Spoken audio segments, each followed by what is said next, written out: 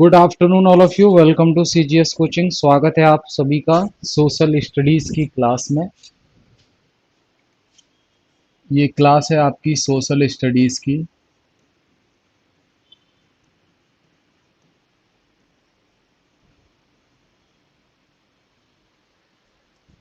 इसमें मैं जो सेक्शन ले रहा हूं आपका वो है बेटा पॉलिटी।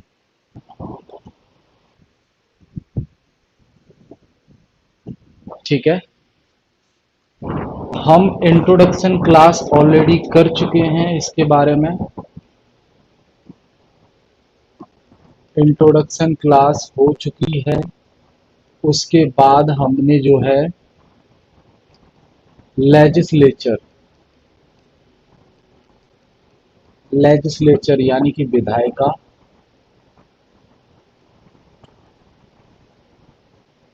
विधायिका इसकी भी क्लास हो चुकी है। और विधायिका के अंदर हम जानते हैं दो चीजें आती हैं, एक यूनियन लेजिस्लेचर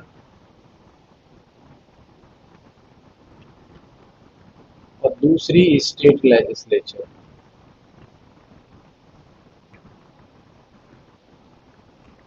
ठीक है बेटा,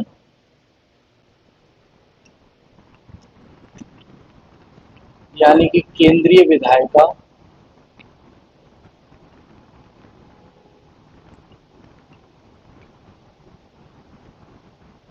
और ये है राज्य विधायिका।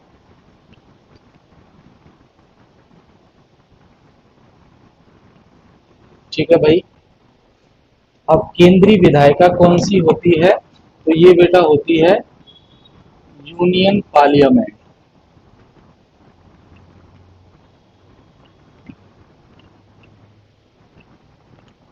यूनियन पार्लियामेंट यानी कि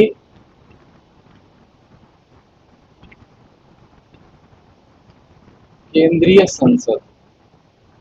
तो ये हम डिस्कस कर चुके हैं बेटा।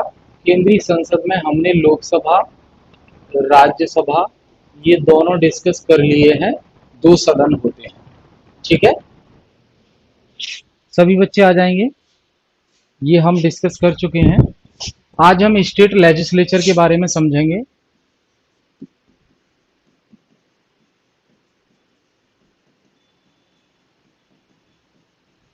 स्टेट लेजिस्लेचर, राज्य विधायिका, क्या कहेंगे इसको, राज्य विधायिका।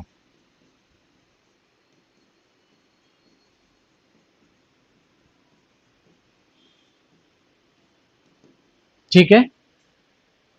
अब यूनियन लेवल पर जिस प्रकार यूनियन लेवल पर केंद्र सरकार के लेवल पर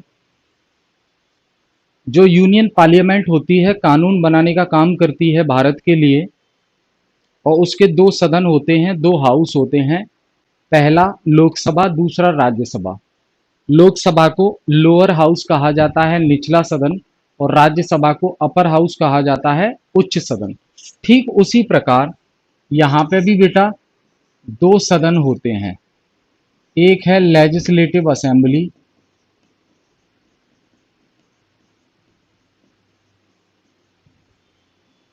एक है लेजिस्लेटिव असेंबली और दूसरा है आपका लेजिस्लेटिव काउंसिल।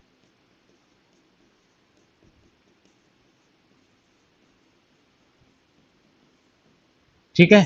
और अगर अंग की बात करें, अंग कितने होते हैं स्टेट लेजिस्लेचर के ऑर्गन, तो तीन होते हैं। इसमें गवर्नर भी शामिल हो जाता है। वहां यूनियन लेवल पर जिस प्रकार राष्ट्रपति शामिल होता था, यहाँ गवर्नर शामिल हो जाता है उसकी जगह पर। ठीक है। तो लेजिस्लेटिव असेंबली को हम विधानसभा कहते हैं,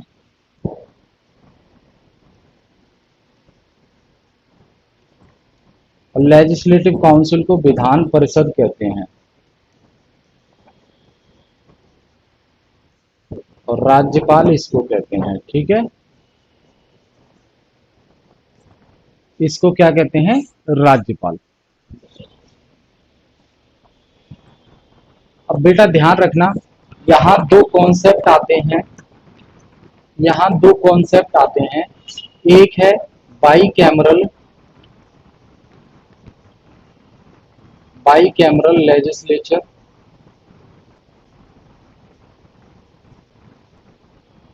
और दूसरा है यूनिकैमरल, यूनिकैमरल लेजिस्लेचर।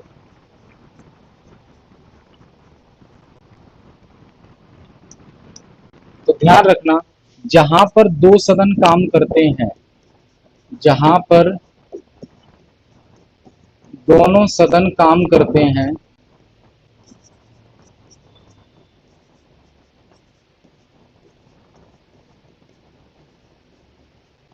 उसे बाईकैमरल लेजिस्लेचर कहते हैं। और जहां पर सिर्फ एक सदन काम करता है, जहां पर सिर्फ एक सदन काम करता है, उसे यूनिकैमरल लेजिस्लेचर कहते हैं। ठीक है भाई, उसे क्या कहते हैं? Unicameral legislature.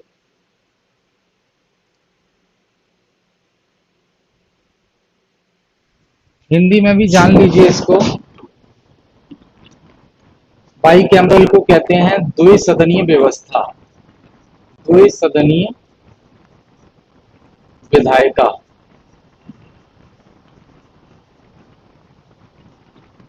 और इसको कहते हैं एक सदनीय विधायिका।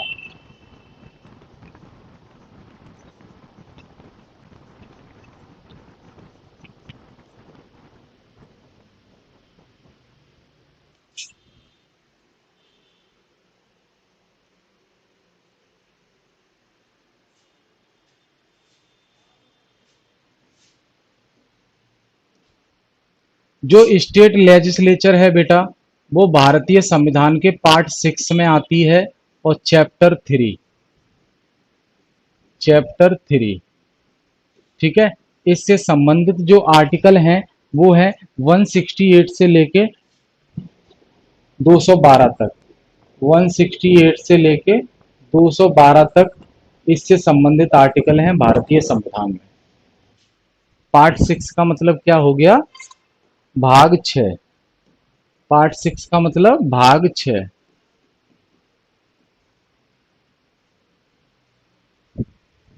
बताए भाई, यहां तक क्लियर है सभी को? कमेंट करके बताइए भाई, ऐसे नहीं चलेगा। कमेंट करके बताइए सभी बच्चे जितने क्लास देख रहे हैं, एक बार अटेंडेंस तो दे ही दीजिए।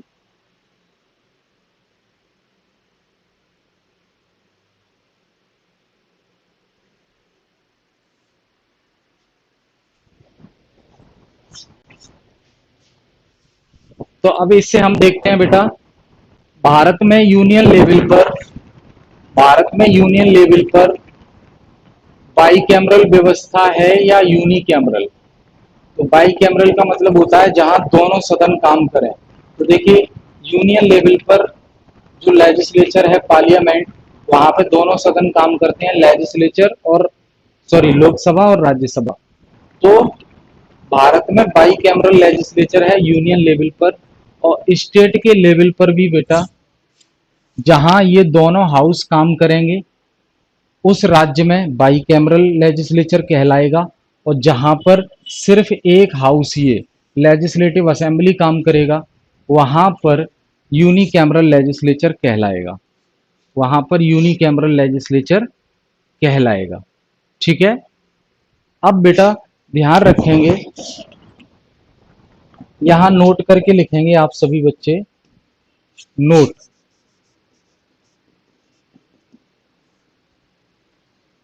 भारत में सिर्फ 6 राज्यों में 6 राज्यों में लेजिस्लेटिव असेंबली और लेजिस्लेटिव काउंसिल दोनों काम करते हैं, दोनों काम करते हैं। बाकी के राज्यों में बाकी के राज्यों में सिर्फ लेजिस्लेटिव असेंबली, लेजिस्लेटिव असेंबली काम करती है।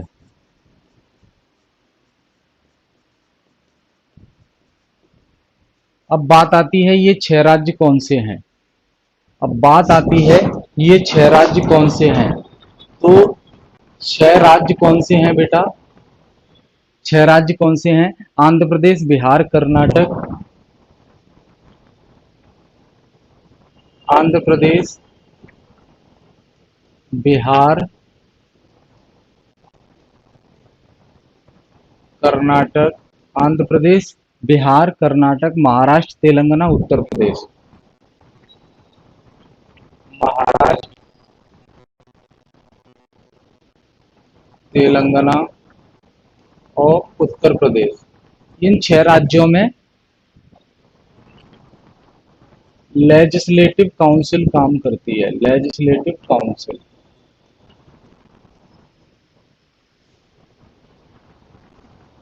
बाकी के राज्यों में सिर्फ लेजिस्लेटिव असेंबली काम करती है, लेकिन ये चार राज्य ऐसे हैं जहां legislative council plus legislative assembly दोनों काम करते हैं।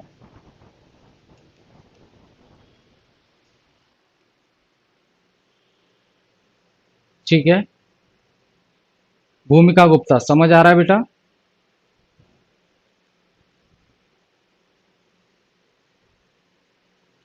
तो भारत में तो बेटा यूनियन लेवल पर बाई कैमरल व्यवस्था है, दोनों सदन काम करते हैं।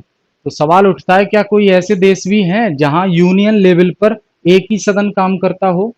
जैसे हमारे यहाँ यूनियन लेवल पर दोनों सदन काम करते हैं, लोकसभा और राज्यसभा। तो क्या वर्ल्ड में कोई ऐसे भी देश हैं जहां यूनियन लेवल पर, केंद्र के लेवल पर दो हाउस न होकर सिर्फ एक हाउस काम करता हो? तो बेटा हाँ, ऐसे भी कुछ देश हैं जहां यूनियन लेवल पर एक ही हाउस काम करता है, मतलब वहां यूनिकैमरल व्यवस्था है, एक सदनी व्यवस्था है। वो कौन से देश हैं? Iran, Norway, Sweden, Hungary. कौन से देश हैं वो? वो कौन से देश हैं?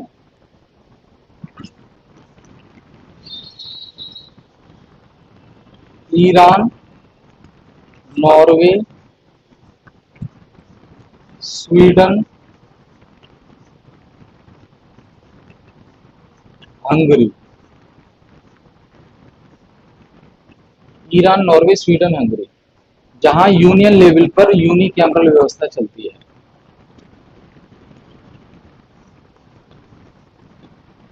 यूनी यूनियन लेवल पर यूनिकैमरल व्यवस्था चलती है।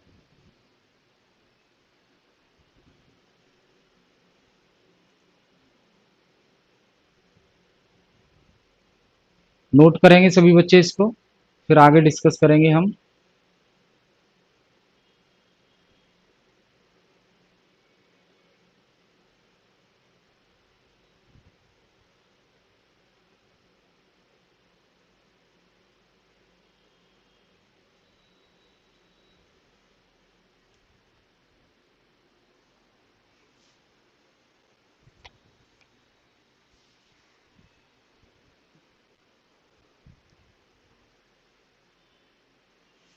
नोट करने के बाद बताइएगा कमेंट करके। मैं एक साइड हो जाता हूं।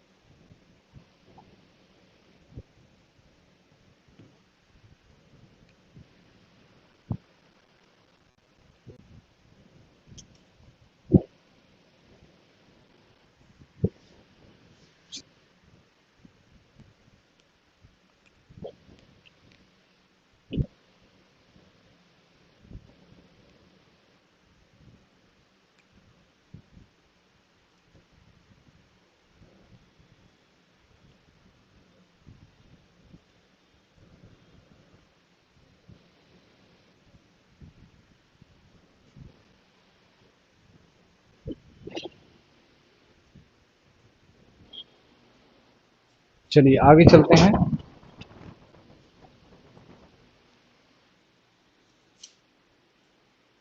अब बात करते हैं लेजिस्लेटिव असेंबली की।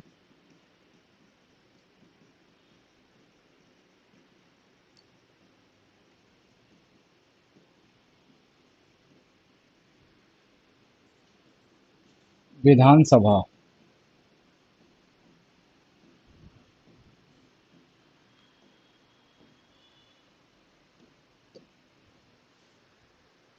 लेजिस्लेटिव असेंबली की बात करते हैं तो ध्यान रखिए, जिस प्रकार यूनियन लेवल पर लोकसभा होती है उसी प्रकार राज्य के अंदर लेजिस्लेटिव असेंबली होती है।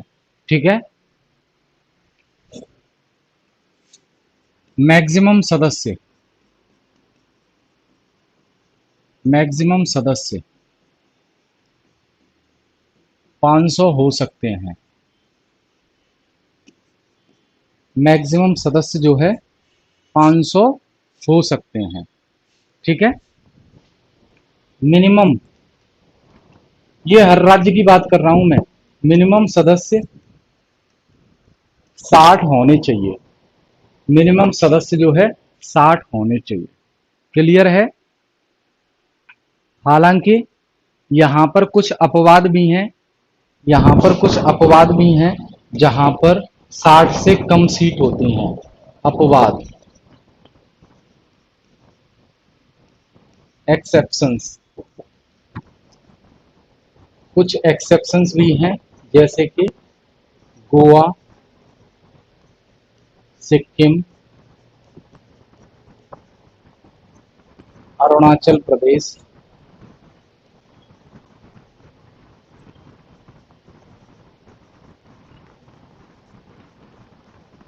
अरुणाचल प्रदेश। यहाँ पर क्या है बेटा, 60 से कम सीटें हैं, 60 से कम सीट है।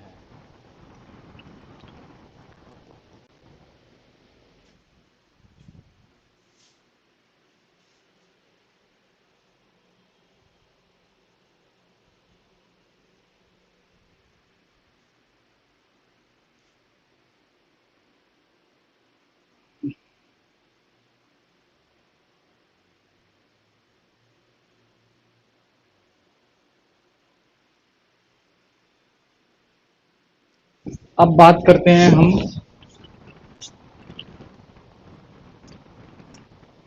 लेजिस्लेटिव काउंसिल की।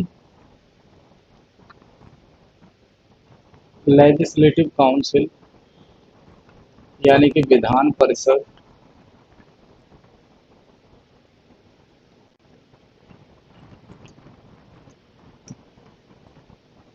यहाँ पे maximum,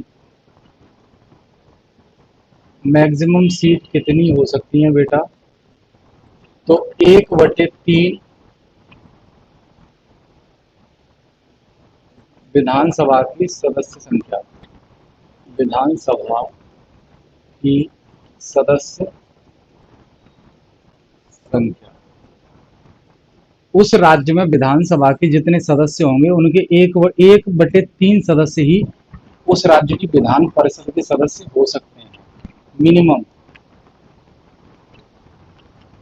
minimum seat, minimum seat कितनी हो सकती है बेटा, 40। मिनिमम सीट 40 होनी चाहिए। लेकिन यहाँ पे भी अपवाद है, यहाँ पे भी अपवाद है। अपवाद क्या है, अपवाद क्या है कि जो जम्मू कश्मीर में विधान परिषद थी उसमें 36 सीटें हुआ करती थी। जम्मू कश्मीर, उसमें कितनी सीट थी, 36। उसमें कितनी सीट थी, 36। ठीक है। क्लियर है, याद रखेंगे सभी।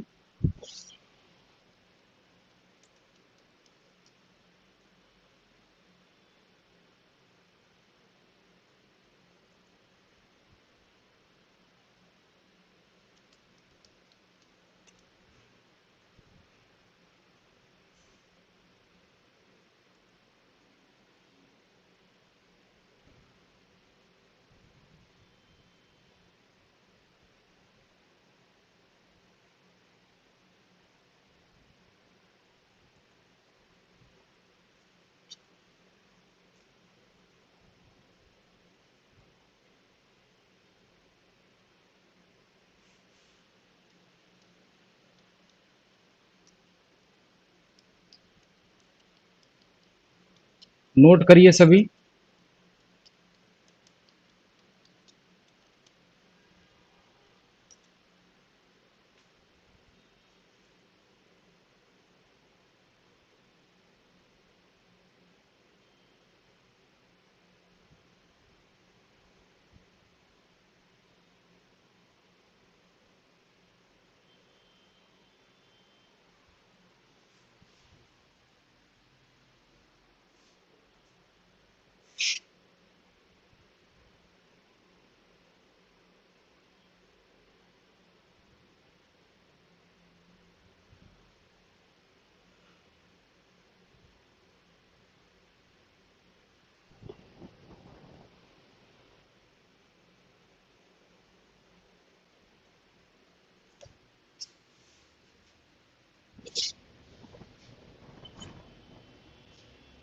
यहां तक क्लियर है भाई, बताएं।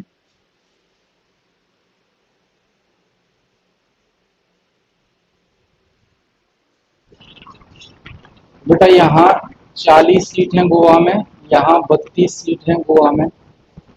ठीक है, यहाँ पे शायद 59 या आई थिंक 60 पूरी हैं। ठीक है, ये देख लेना आप। तो ये है बेटा लेजिस्लेटिव असेंबली। ये निचला सदन कहलाता है लोकसभा की तरह, निचला सदन। और ये जो है उच्च सदन कहलाता है।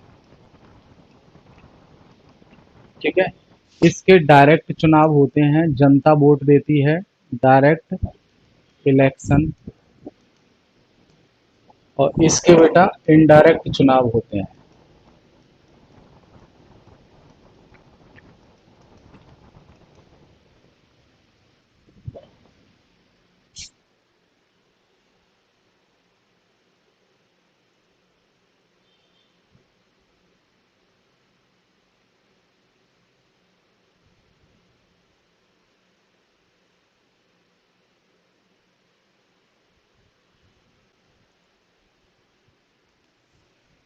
ठीक है, लेजिस्लेटिव असेंबली का अगर कोई सदस्य बनना चाहता है, सदस्यों के लिए योग्यता क्या होगी? पहला,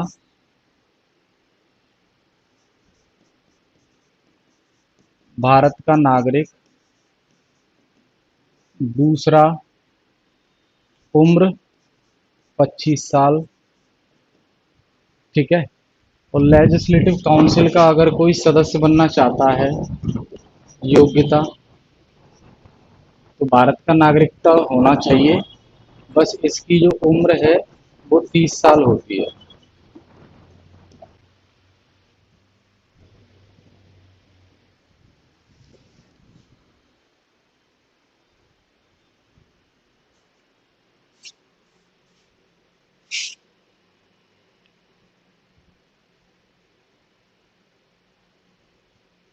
ठीक है,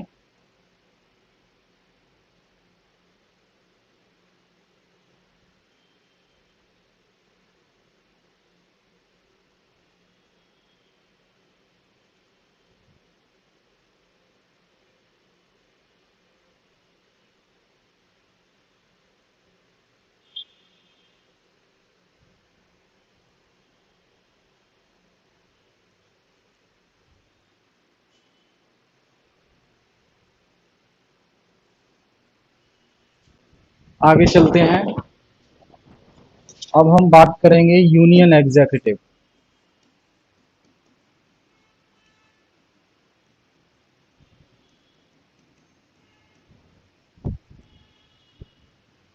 हम डिस्कस क्या कर रहे हैं? एग्जीक्यूटिव। एग्जीक्यूटिव इसमें दो आते हैं, यूनियन एग्जीक्यूटिव और स्टेट एग्जीक्यूटिव।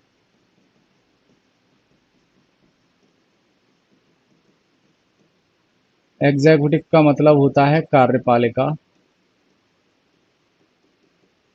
ये केंद्रीय कार्यपालिका हो गई,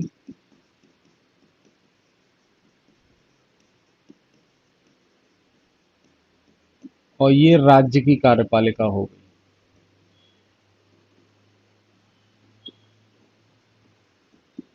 ठीक है। तो इसमें से हम पहले ये डिस्कस कर रहे हैं यूनियन एग्जीक्यूटिव। इसमें से हम पहले ये डिस्कस कर रहे हैं यूनियन एग्जीक्यूटिव। कार्यपालिका का काम क्या होता है? विधायिका के द्वारा जो कानून बनाए गए हैं उनको लागू करना कार्यपालिका का काम होता है। ठीक है। विधायिका के द्वारा जो कानून बनाए गए हैं उनको लागू करने का काम जो है कार्यपालिका का होता है। याद रखेंगे सभी। अब यूनियन एग्जीक्यूटिव पे हम आते हैं। तो यूनियन एग्जीक्यूटिव से संबंधित जो आर्टिकल होते हैं वो 52 से 78 तक होते हैं। आर्टिकल 52 से लेकर 78 तक। ठीक है। और इसमें आते हैं बेटा, इसके सदस्य, इस यूनियन एग्जीक्यूटिव के अंदर कौन कौन आता है? प्रेसिडेंट आता है। प्रेसिडेंट आता है। दूसरा वाइस प्रेसिडेंट आता है।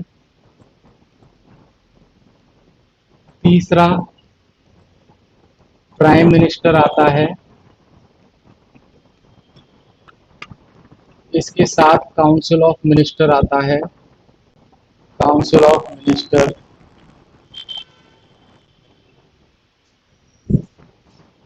इसके बाद बेटा अटॉर्नी जनरल ऑफ इंडिया आता है। Attorney general of India.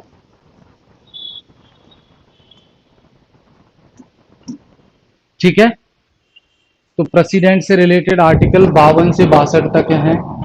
52 से 62 तक प्रेसिडेंट जुड़ा हुआ है। और वाइस प्रेसिडेंट 63 से 73 तक होता है। ठीक है। और काउंसिल ऑफ मिनिस्टर 74, 75 और 78। 74, 75 और 78 ये काउंसिल ऑफ प्राइम मिनिस्टर और काउंसिल ऑफ स्टेट से रिलेटेड है। और ये जो है बेटा 76, 76 आर्टिकल जो है अटॉर्नी जनरल ऑफ इंडिया से संबंधित है। ठीक है। क्लियर है।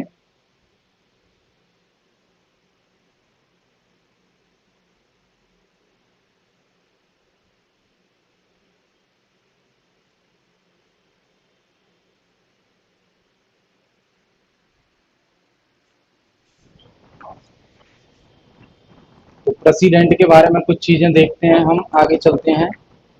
प्रेसिडेंट ध्यान रखिए 52 से 62 तक आता है।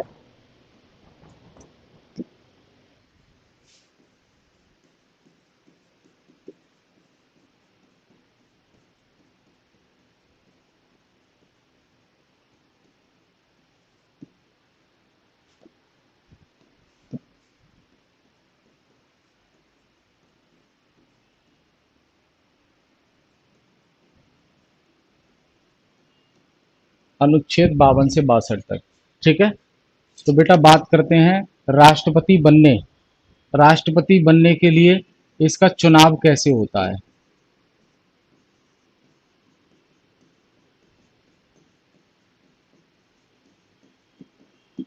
चुनाव कैसे होता है राष्ट्रपति का?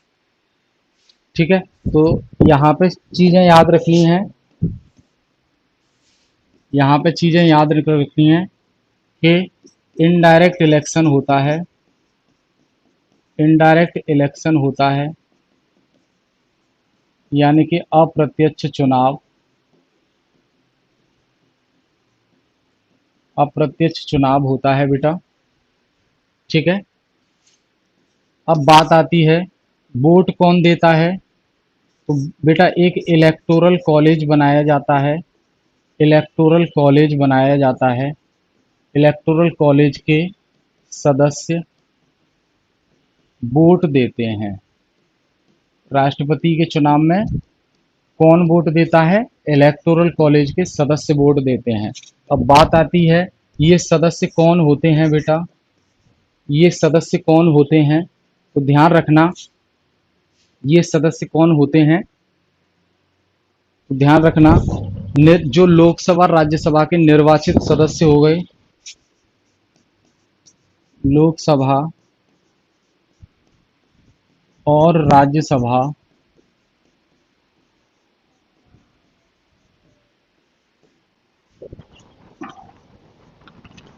के निर्वाचित सदस्य ये लोकसभा राज्यसभा पढ़ा चुका हूं मैं, कोई डाउट नहीं होना चाहिए। निर्वाचित सदस्य। दूसरा, सभी राज्यों के सभी राज्यों की जो विधानसभा है उसके निर्वाचित सदस्य।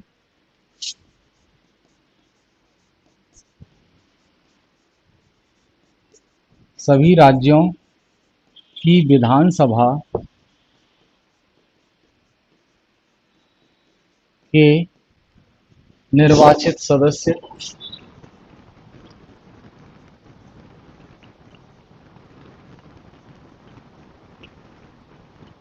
ठीक है।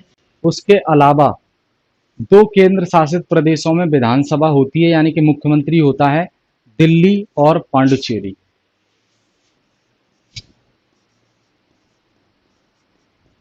केंद्र शासित प्रदेश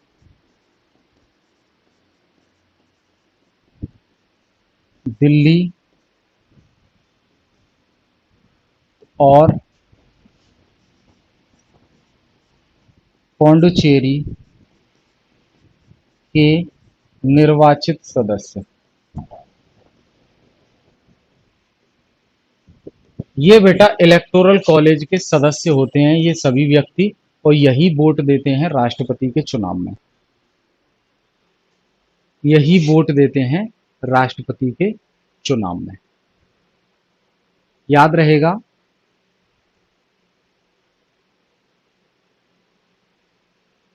ठीक है।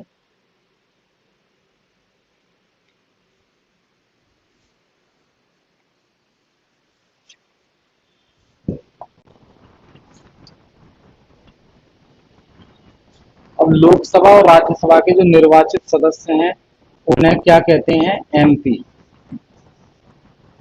यानी कि सांसद। सभी राज्यों की विधानसभाओं के जो निर्वाचित सदस्य हैं उनको कहते हैं विधायक या एमएलए। ये भी एमएलए होगा। अब बात आती है, एक एमएलए के वोट की कीमत कितनी होती है जो राष्ट्रपति को दिया जाता है? तो ध्यान रखेंगे, एक एमएलए के वोट की कीमत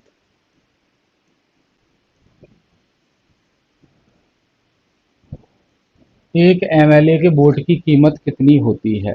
कैसे निकालेंगे इसको? तो इसको निकालने का फॉर्मूला होता है बराबर राज्य की कुल जनसंख्या। राज्य की कुल जनसंख्या। राज्य की कुल जनसंख्या। ठीक है। और विधानसभा विधानसभा के कुल निर्वाचित एमएलए। कुल निर्वाचित एमएलए मल्टीप्लाई 1/1000। ये हो गया आपका एक एमएलए की वोट की कीमत निकालने का फॉर्मूला। ठीक है। दूसरा, एक सांसद के वोट की कीमत कितनी होती है? एक एमपी, यानी कि सांसद के वोट की कीमत कितनी होती है? उसका भी फॉर्मूला होता है। उसका भी फॉर्मूला होता है। तो इसका देखिए, सभी राज्यों सभी राज्यों के एमएलए की कुल वोट की कीमत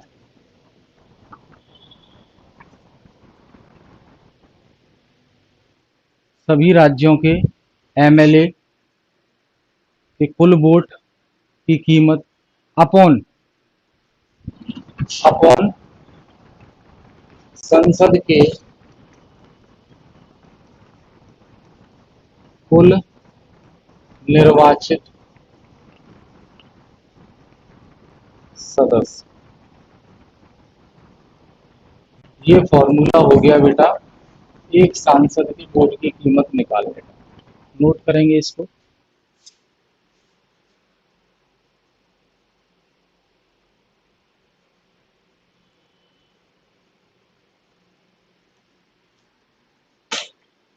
नोट कीजिए इसको।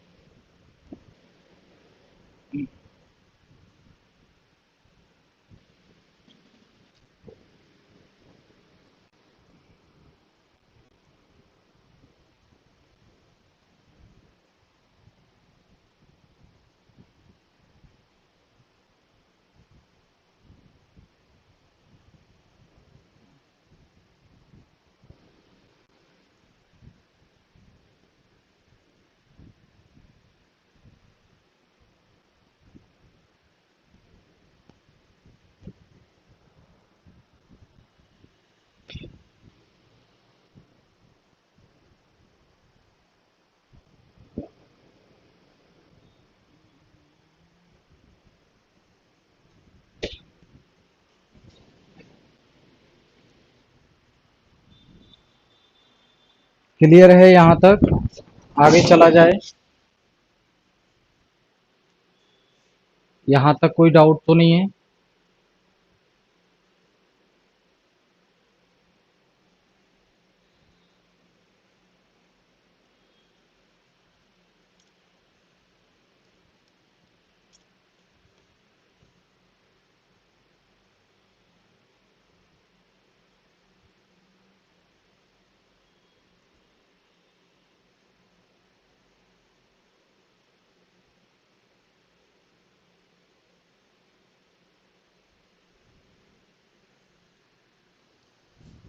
अब बात आ जाती है राष्ट्रपति बनने के लिए योग्यता क्या होनी चाहिए।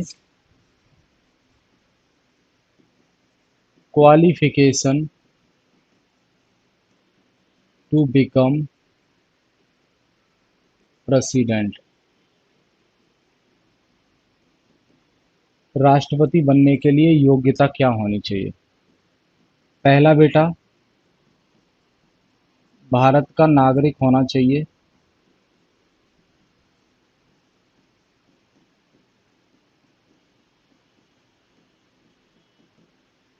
दूसरा उम्र 35 साल होनी चाहिए। तीसरा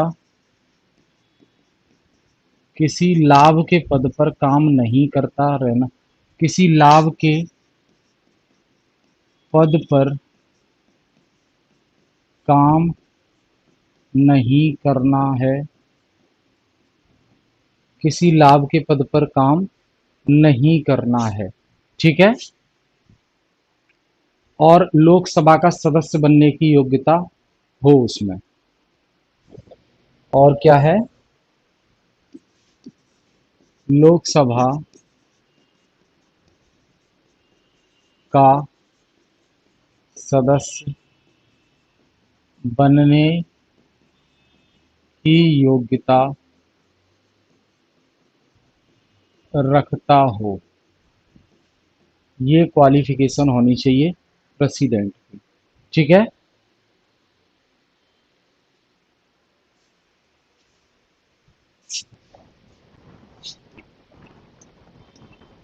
अगला है आपका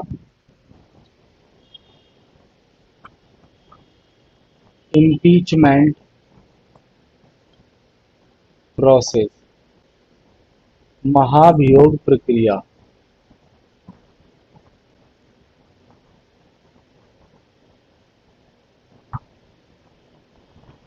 यानी कि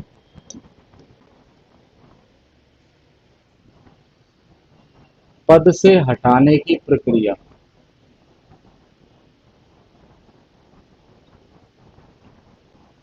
राष्ट्रपति को पद से हटाने की प्रक्रिया को इम्पीचमेंट प्रोसेस कहते हैं। राष्ट्रपति को पद से हटाने की प्रक्रिया को इम्पीचमेंट प्रोसेस कहते हैं। ऐसा एक ही कंडीशन में किया जा सकता है। राष्ट्रपति को राष्ट्रपति को पद से सिर्फ एक कंडीशन पर हटाया जा सकता है। एक कंडीशन पर हटाया जा सकता है जा सकता है। वो कंडीशन कौन सी है बेटा? वो कंडीशन है आपकी, अगर वो संविधान का संविधान का उल्लंघन करता हुआ पाया जाए। उल्लंघन करता हुआ पाया जाए। समझ गए? यानी कि वायलेशन ऑफ कॉन्स्टिट्यूशन। सिर्फ इस कारण से राष्ट्रपति को हटाया जा सकता है।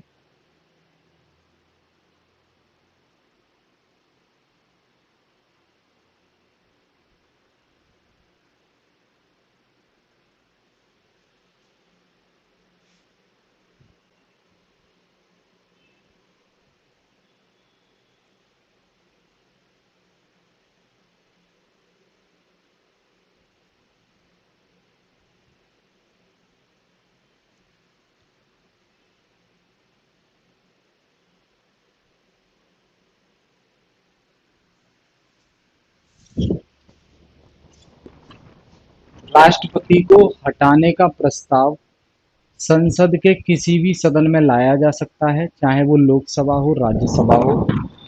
हम मान के चलते हैं, एग्जाम्पल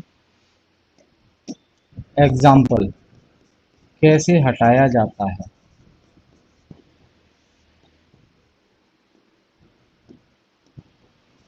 पहला, मान लीजिए लोकसभा में प्रस्ताव आ जाता है, तो लोकसभा जो प्रेसिडेंट पर आरोप लगा है संविधान को उल्लंघन करने का, तो लोकसभा में प्रस्ताव लाया जाएगा प्रेसिडेंट को हटाने का। अब ये कैसे होगा बेटा? कैसे होगा? तो लोकसभा के 1/4 सदस्य इस प्रस्ताव पर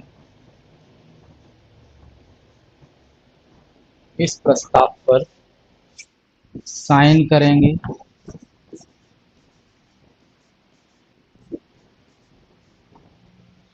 लोकसभा के 1/4 सदस्य इस प्रस्ताव पर साइन करेंगे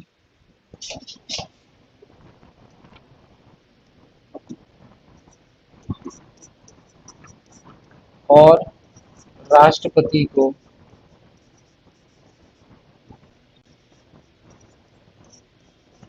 14 दिन पहले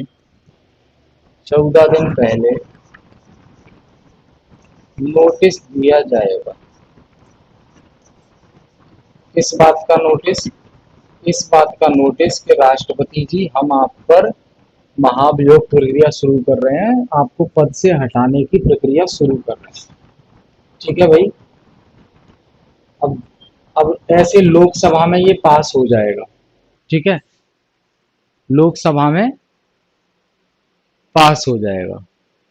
ठीक है, उसके बाद इसे राज्यसभा में भेजा जाएगा। उसके बाद इसे राज्यसभा में भेजा जाएगा। ठीक है।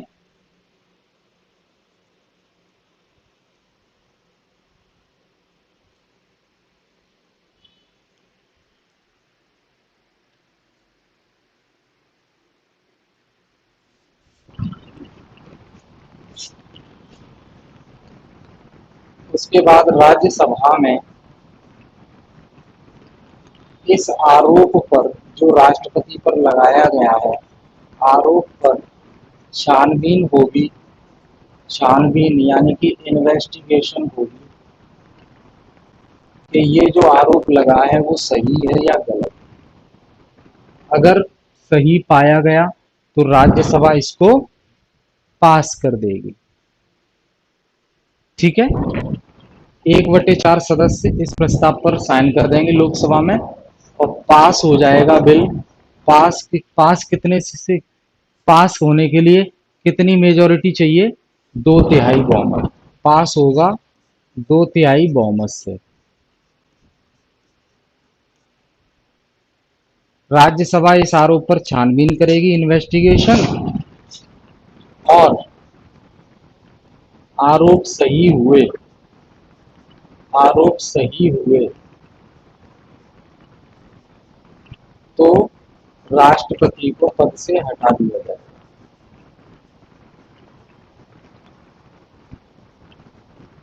हटा दिया जाएगा।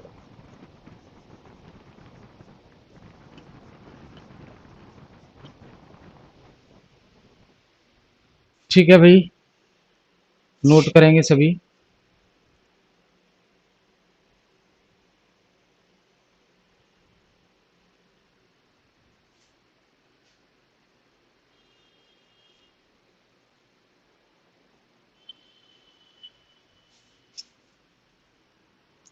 अब बात आती है राष्ट्रपति का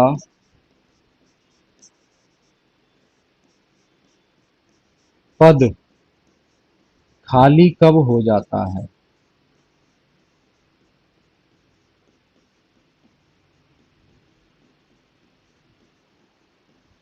खाली कब हो जाता है? तो बेटा इसकी बहुत सी कंडीशन है। पहला, तो इसका कार्यकाल पूरा हो गया हो तो पद खाली हो जाएगा।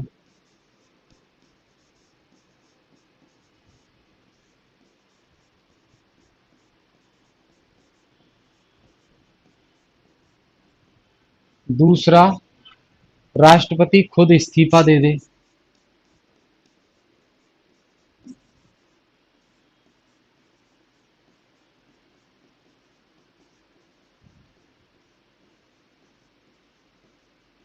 राष्ट्रपति खुद इस्तीफा दे दे। ठीक है। तीसरा, हमने बात की महाभियोग प्रक्रिया के द्वारा।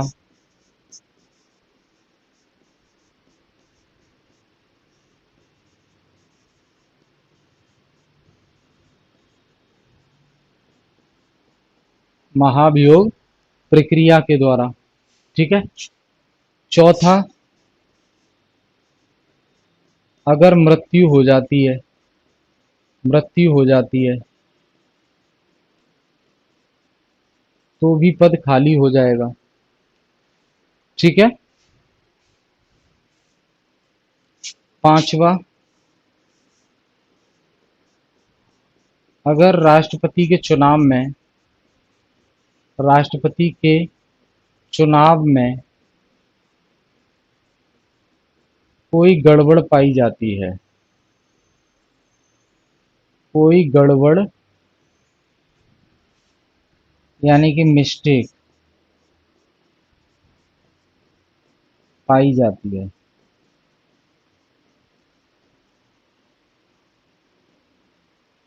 तो सुप्रीम कोर्ट जो है इनवैलिड करार दे देगा इस इलेक्शन को। क्लियर है भाई? और ध्यान रखना बेटा, राष्ट्रपति का पद खाली हो जाता है तो 6 महीने के अंदर, 6 महीने के अंदर चुनाव कराने पड़ते हैं।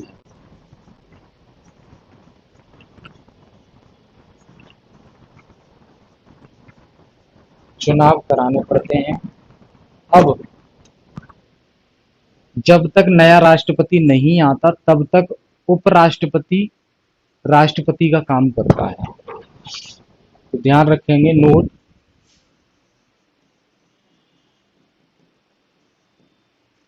जब तक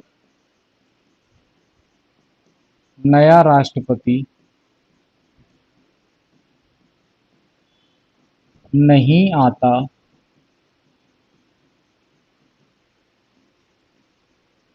तब तक उपराष्ट्रपति राष्ट्रपति का काम संभालेगा।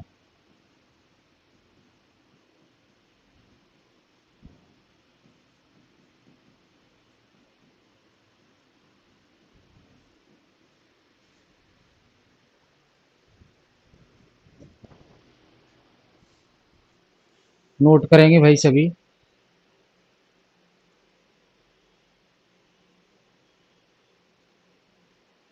बेटा प्रेसिडेंट का कार्यकाल 5 साल का होता है। यहां ध्यान देंगे, नोट करके लिखेंगे।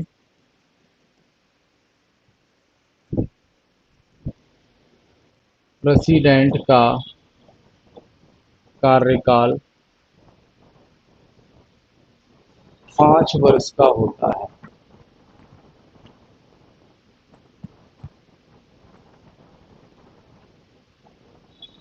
ठीक है।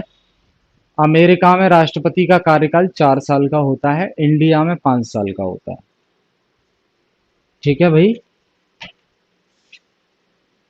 नोट कर लीजिए। अगर नोट नहीं किया है फिर आगे डिस्कस करेंगे।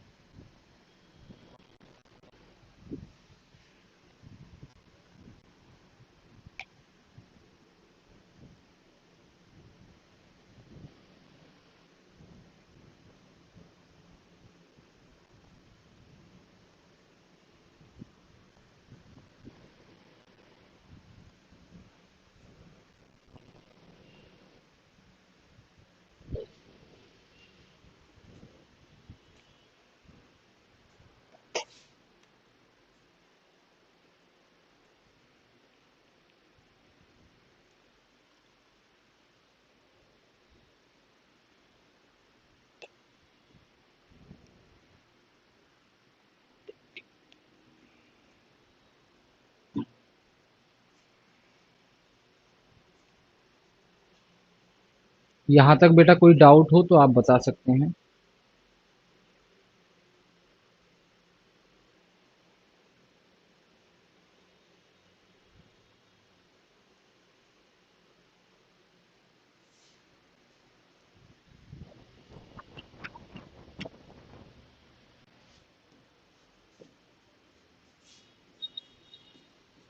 अब बात करेंगे राष्ट्रपति के कार्य एवं शक्तियां, पावर्स एंड फंक्शंस।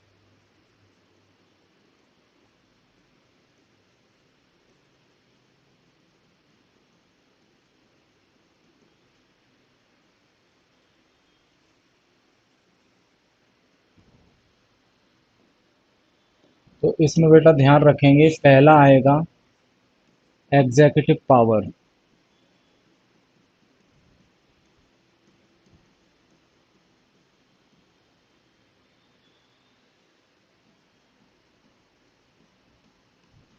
दूसरा आएगा लेजिस्लेटिव पावर्स, तीसरा आएगा जुडिशियल पावर,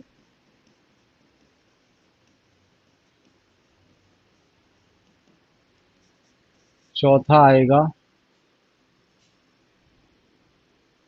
डिप्लोमेटिक पावर।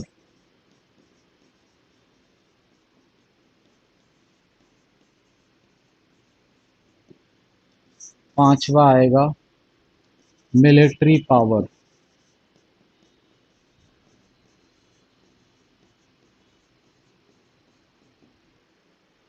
छठवा आएगा इमरजेंसी पावर।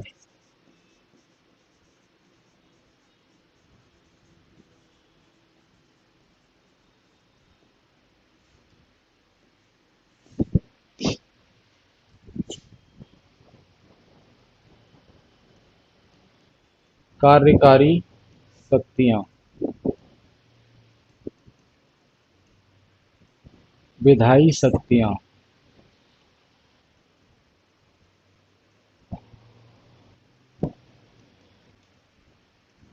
न्यायिक शक्तियां।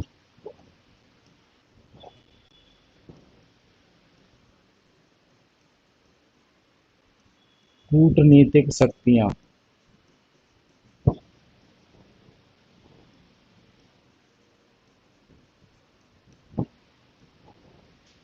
सैन्य शक्तियां।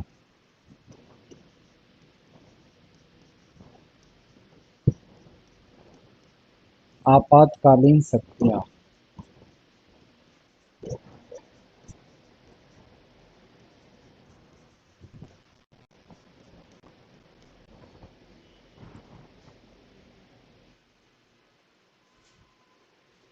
ये नोट करिए, फिर डिस्कस करते हैं इसको।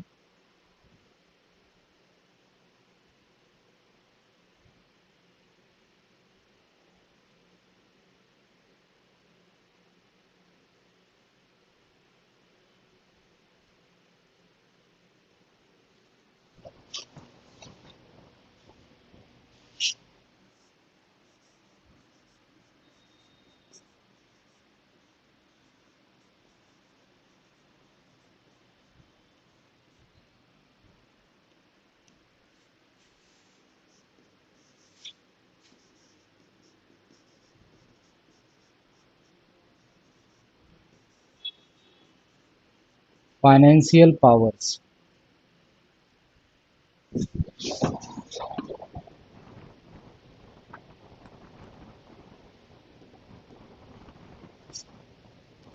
एग्जीक्यूटिव पावर्स क्या होती हैं? राष्ट्रपति,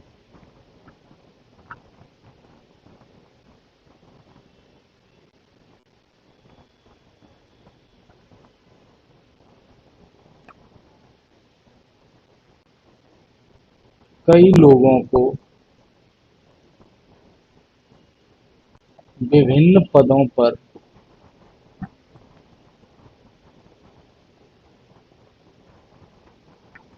नियुक्त करता है।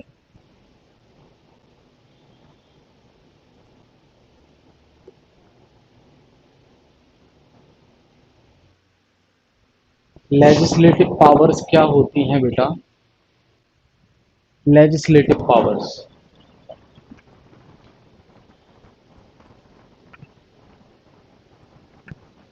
अध्यादेश जारी करता है। इसके अलावा राज्यसभा में 12 लोगों को नॉमिनेट करता है।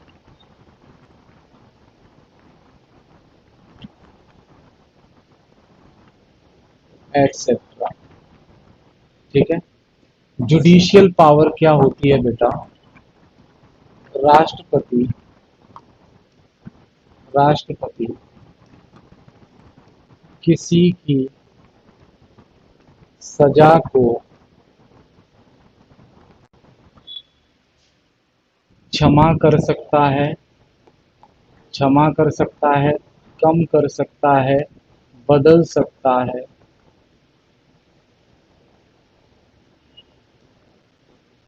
ठीक है भाई। डिप्लोमेटिक पावर्स क्या होती हैं? अंतर्राष्ट्रीय संधि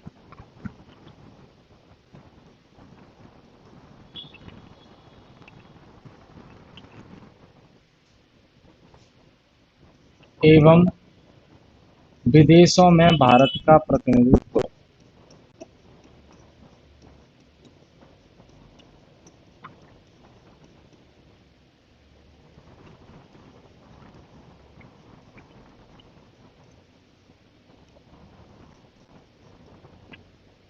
मिलिट्री शक्ति क्या होती है? तीनों सेनाओं, जैसे कि आर्मी, नेवी, एयर फोर्स का अध्यक्ष होता है।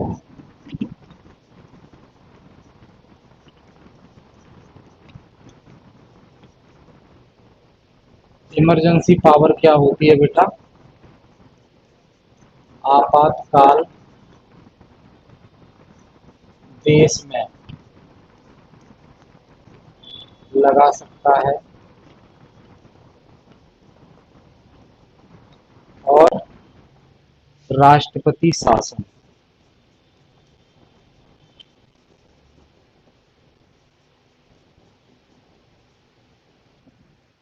लगा सकता है। फाइनेंशियल पावर क्या होती है बेटा?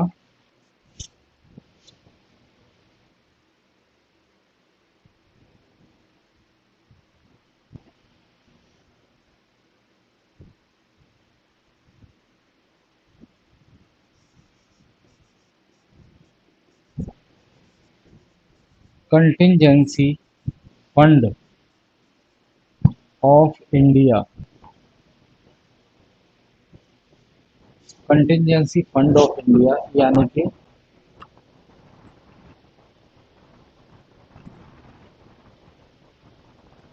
भारत की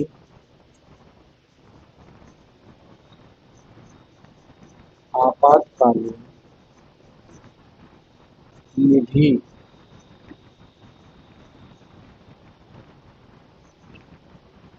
का कंट्रोल राष्ट्रपति के पास होता है।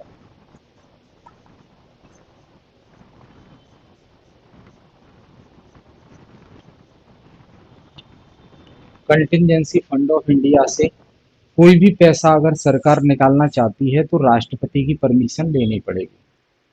उसके अलावा उसके अलावा फाइनेंशियल पावर में अगर मनी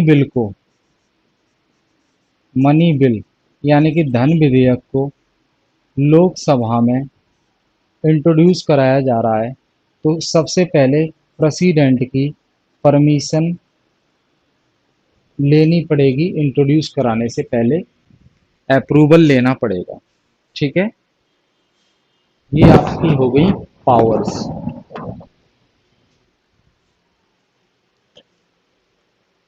बताएं भाई।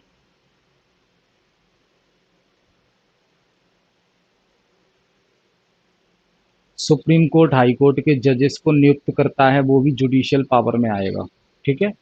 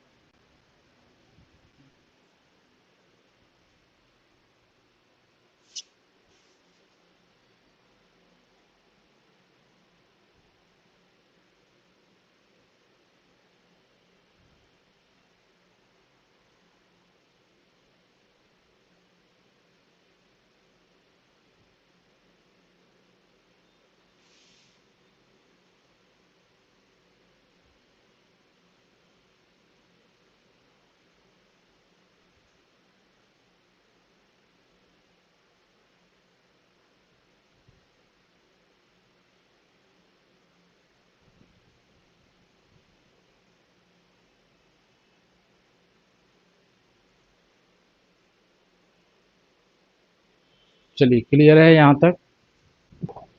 आगे चलें। अब हम डिस्कस करेंगे वाइस प्रेसिडेंट ऑफ इंडिया।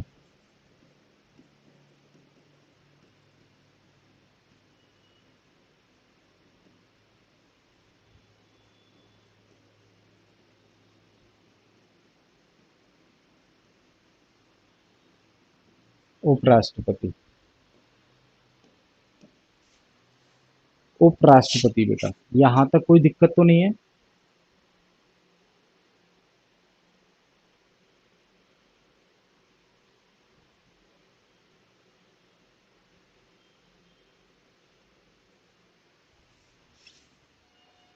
इससे संबंधित आर्टिकल हैं 63 से 73। आर्टिकल हैं 63 से 73। ठीक है। राष्ट्रपति के बाद टॉप हाईएस्ट में राष्ट्रपति टॉप पर होता है, उसके बाद उपराष्ट्रपति का ही नंबर आता है। और ये जो कॉन्सेप्ट है बेटा, अमेरिका के वाइस प्रेसिडेंट से लिया गया है। वाइस प्रेसिडेंट का जो कॉन्सेप्ट है वो कहाँ से लिया गया है? अमेरिकन वाइस प्रेसिडेंट से। अमेरिकन वाइस प्रेसिडेंट से ये कॉन्सेप्ट लिया गया है। ठीक है। और हम जानते हैं फिलहाल एम वेंकैया नायडू, एम वेंकैया नायडू जो है वाइस प्रेसिडेंट है इंडिया के। और ये जो है 11 अगस्त 2017 से है। 11 अगस्त 2017 से अपने ऑफिस में है। ठीक है। अब देखिए यहाँ जो वाइस प्रेसिडेंट होता है वो राज्यसभा का चेयरमैन भी होता है। हमने बात की थी, राज्यसभा का चेयरमैन होता है। जो वाइस प्रेसिडेंट होता है वो राज्यसभा का चेयरमैन होता है। क्लियर है भाई? जो वाइस प्रेसिडेंट है वो राष्ट्र जो राज्यसभा होती है उसका चेयरमैन होता है। अब आर्टिकल 63 बेटा किससे रिलेटेड है?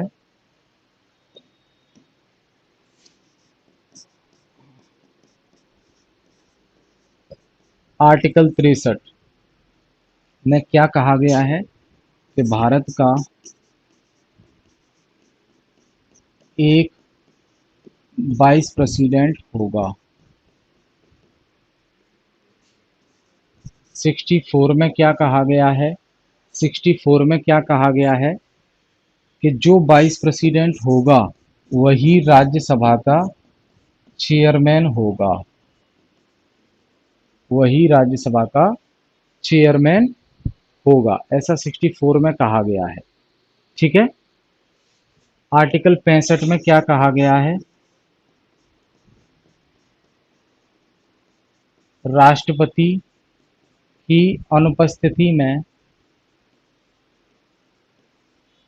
अनुपस्थिति में वाइस प्रेसिडेंट ही राष्ट्रपति का काम करेगा।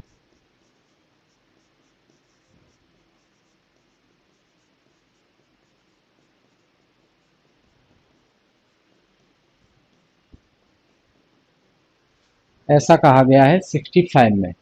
ठीक है। 66 बात करता है बेटा कि राष्ट्रपति उपराष्ट्रपति का चुनाव कैसे होगा। 66 बात करता है उपराष्ट्रपति का चुनाव। तो उपराष्ट्रपति का चुनाव कैसे होता है हम जानते हैं, बिल्कुल राष्ट्रपति की तरह होता है।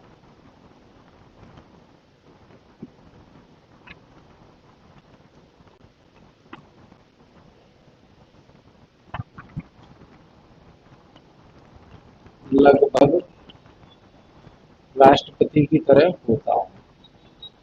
ठीक है। आर्टिकल 67 किसकी बात करता है बेटा? उपराष्ट्रपति के कार्यकाल से संबंधित। उपराष्ट्रपति का कार्यकाल 5 साल का होता है। ठीक है, 5 साल उपराष्ट्रपति के कार्यकाल से संबंधित है। ठीक है, 68 में बताया गया है उपराष्ट्रपति का पद कब खाली हो जाएगा। 68 में बताया गया है उपराष्ट्रपति का पद कब खाली होगा। सेम है राष्ट्रपति की तरह, मर जाएगा तो खाली हो जाएगा, कार्यकाल पूरा हो जाएगा तो खाली हो जाएगा, पद से हटा दिया जाएगा तो खाली हो जाएगा, कोई चेंजेस नहीं है। ठीक है, 69 बेटा शपथ से संबंधित है। 69 उपराष्ट्रपति की ओथ, ओथ मतलब शपथ, शपथ से संबंधित है। ठीक है,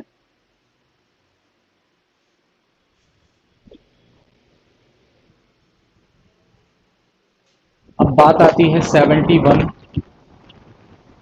ये बात करता है कि राष्ट्रपति और उपराष्ट्रपति के चुनाव किस प्रकार एक दूसरे से रिलेटेड हैं। हम जानते हैं राष्ट्रपति और उपराष्ट्रपति के चुनाव एक साथ होते हैं। ठीक है, 71।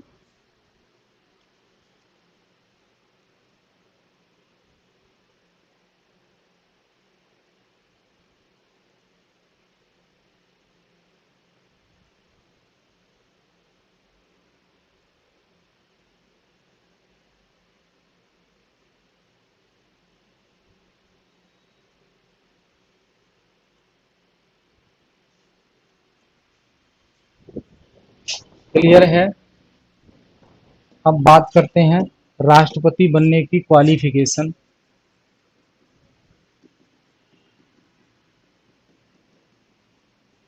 वाइस प्रेसिडेंट बनने की क्वालिफिकेशन, तो पहला भारत का नागरिक,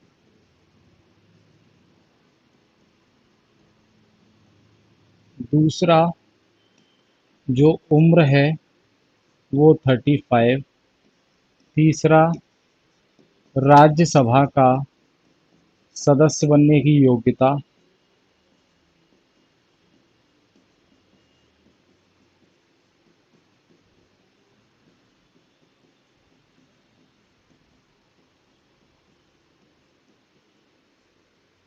चौथा 20 सदस्यों के द्वारा समर्थन।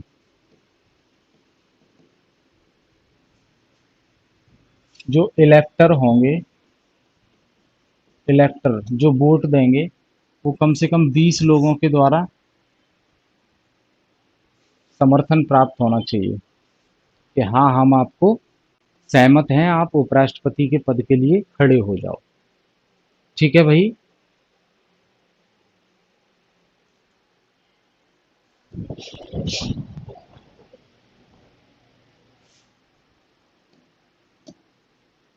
शपथ कौन दिलवाता है। वाइस प्रेसिडेंट को प्रेसिडेंट शपथ दिलवाता है।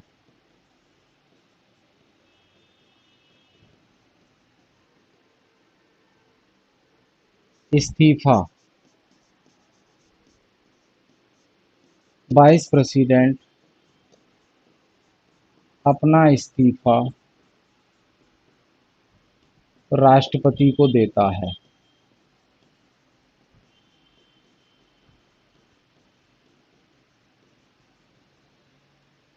ठीक है, उपराष्ट्रपति को पद से हटाना,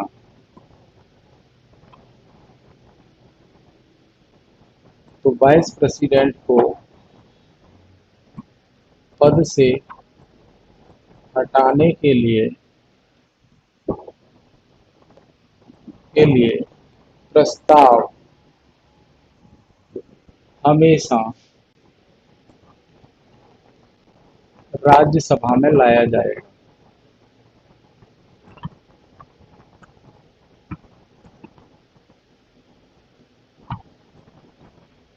वाइस प्रेसिडेंट को हटाने का प्रस्ताव हमेशा राज्यसभा में लाया जाएगा।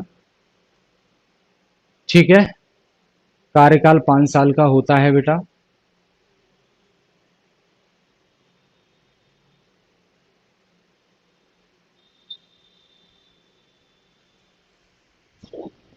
लाया जाएगा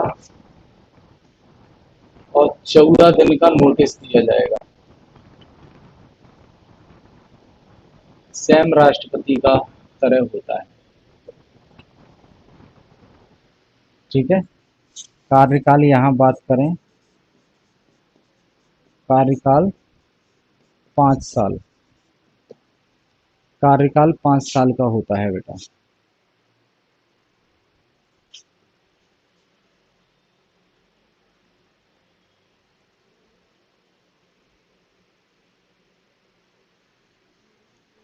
बताएं भाई, क्लियर है यहाँ तक?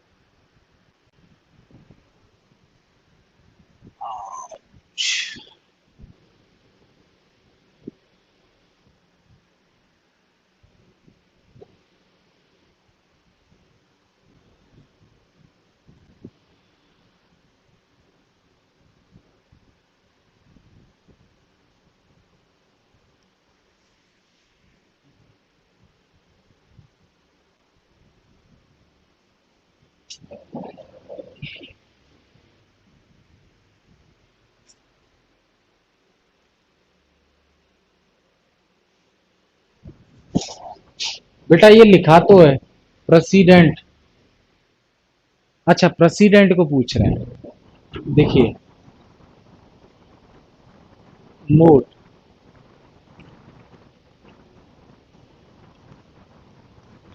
राष्ट्रपति को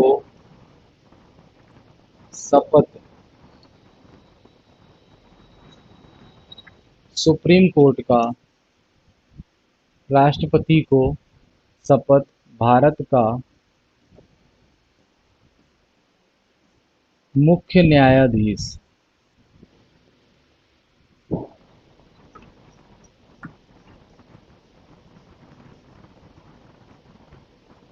यानी कि चीफ जस्टिस ऑफ इंडिया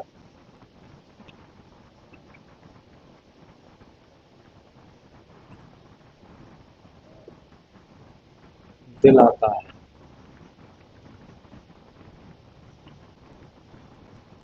ठीक है,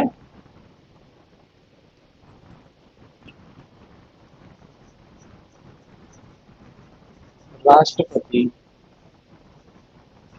अपना इस्तीफा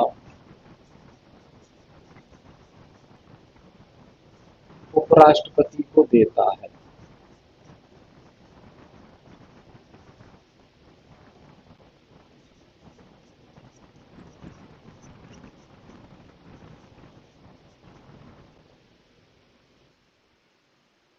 ठीक है भाई, भूमिका गुप्ता क्लियर हुआ यहाँ तक? बताएंगे एक बार कमेंट करके आज की क्लास क्लियर हुई?